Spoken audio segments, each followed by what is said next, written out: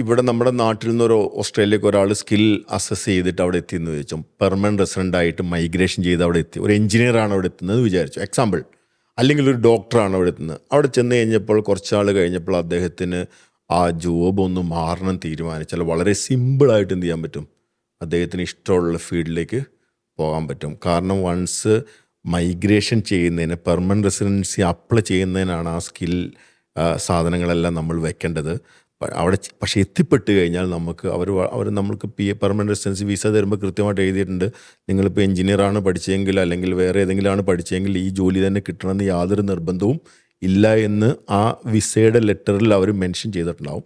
നമ്മളവിടെ ചെന്ന് കഴിഞ്ഞാൽ നമുക്ക് ഈസി ആയിട്ട് സ്വിച്ച് ചെയ്യാൻ പറ്റും. എക്സാമ്പിൾ, എൻ്റെ ഒരു കസിൻ, എൻ്റെ ഒരു ബന്ധുവിൻ്റെ മോൻ ബ്രിസ്ബെയിനിലുണ്ട്. അവൻ മെക്കാനിക്കൽ എഞ്ചിനീയറിംഗ് പഠിച്ചാണ്.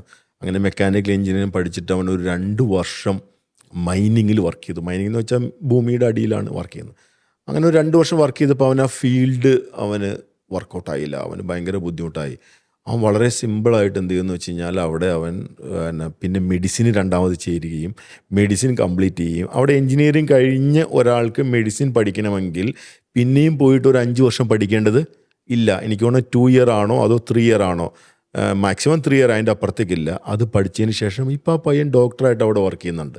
അപ്പോൾ അത് എങ്ങനെയാണെന്ന് വെച്ച് കഴിഞ്ഞാൽ വളരെ സിമ്പിളായിട്ട് അവിടെ നമുക്ക് സ്വിച്ച് ചെയ്ത് മാറാൻ പറ്റും. നമ്മുടെ നാട്ടിലെ പോലെ അല്ല, അങ്ങനെ മാറുന്ന ഒരുപാട് ആൾക്കാർ അവിടെ